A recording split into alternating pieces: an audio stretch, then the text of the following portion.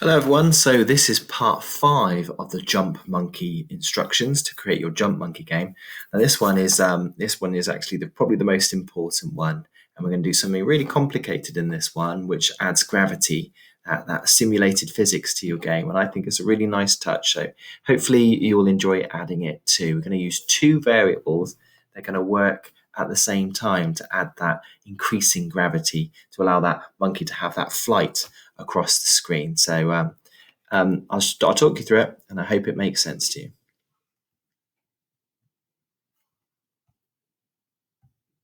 Okay, so we need to add two more variables, and lots of variables. We've got fall speed and gravity. So let's add those two in. Now, variables down here. Make a variable, fall speed, that's the first one. Next one, gravity. Perfect. Now, it says to add this code block to one of the monkey sprite strings, not springs. So when the green flag is clicked, or this one that we've built before, at the bottom there, we're going to set gravity to minus 0.2. Interesting. So on the monkey, that's the code string we want. Set gravity to minus 0.2.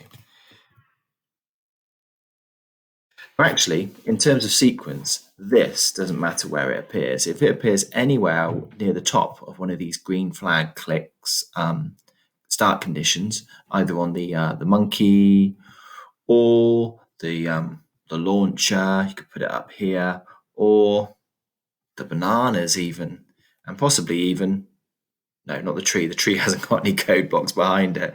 It doesn't really matter. Just at some point at the start of the game, we want the computer to set gravity to 0.2. So as long as it's towards the top of this string before any of the repeating loops take part or are started, or any of the conditionals start, then you can just pop it there anywhere. So there we go. We're going to set gravity to minus 0.2. Now then, okay, we're going to make an alteration now then to the monkey's other code string. As you can see, you had this one before, and we're going to add this in now. And I'm just going to talk you through it because it's quite a small but really important alteration. So we're going to set the fall speed. Again, that could be towards the top of, it does need to appear in here, actually, thinking about it. We're going to set the fall speed to 0, and that's going to reset every time we press the space bar. So we're going to set the fall speed to 0. And then, as you can see, this appears the same. Move launch speed steps forward. So it's going to be moving launch speed steps forward again. Let me just pull up an image of myself so I can be seen. So it's still going to be flying forward as it was before. Remember, we set the rotation under the launcher sprite's rotation. We set that orientation below the hood, and so the monkey's still going to be going forward by the launch speed steps. But as well as going forward, we're going to change its y direction downwards by the full speed. Okay, so it's going to be going forward and also going down.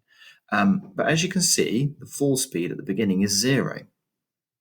So actually, it's going to be just basically going in that direction, that diagonal direction, forwardish. Sorry, I said forward before, but it's diagonal. But what happens each time it goes through this loop, this repeat until loop, it's going to change the fall speed by gravity. So the fall speed acts in the minus y direction, and that fall speed is going to be acting in the y direction, up and down, but we're going to be changing the fall speed by minus 0.2 each time. So what that means is it's going to start to pull it down too, and that is going to increase each time we go through this cycle because it's going to be changing by gravity by minus 0.2 each time we go through this repeat until block. So it's going to start off going in this direction, the direction of the launcher, but at the same time it's going to be pulled down each time a little bit more by the speed of gravity, and that's going to create this sort of arc of flight that the monkey has. So the gravity, or rather the fall speed, is going to get larger in the negative direction each time so that it becomes bigger and bigger in the negative direction, if that makes sense. And the gravity, or rather the fall speed going down towards the bottom of the screen, gets greater and greater each time, giving it the flight of that arc as it flies over the top of the tree. So let's put these alterations in, and then you should be able to see gravity take effect.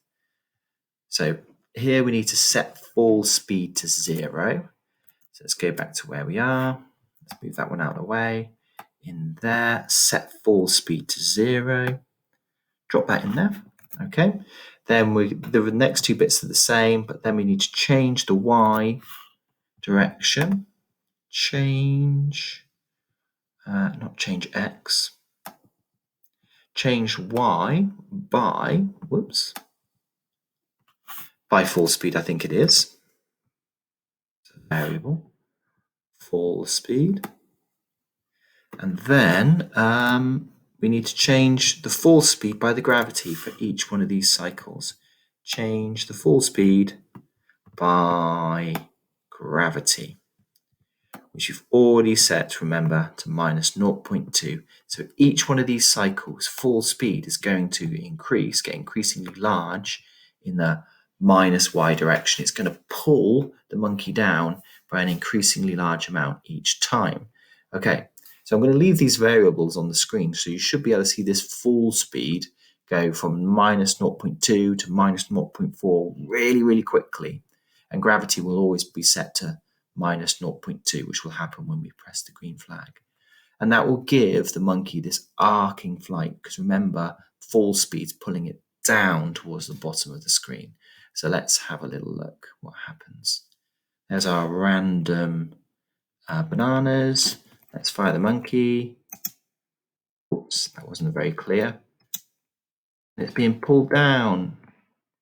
See, fall speed ended up being really, really large, for want of a better phrase, really, really large in the minus direction. I suppose that's really, really small, technically, mathematically, but you get what I'm saying. It's becoming increasingly strong, the fall speed. Okay, that banana is quite tricky to get. I'm going to reduce my launch speed, remember, with the arrow keys down. Let's see if I can just pop over the tree.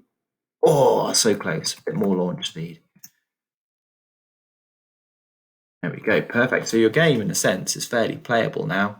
You can stop and restart, and you can keep on playing it. But we're going to add the final parts to this game next week. All right, we're going to add in, if I can get back to my PowerPoint presentation, we're going to add in the game over messages and so on. But if you're enjoying it and you're feeling confident, please just use the PowerPoint, which is up on the home learning site, or is up on the Google Classroom page, just to carry on. And you can carry on, and we'll catch up with you next week.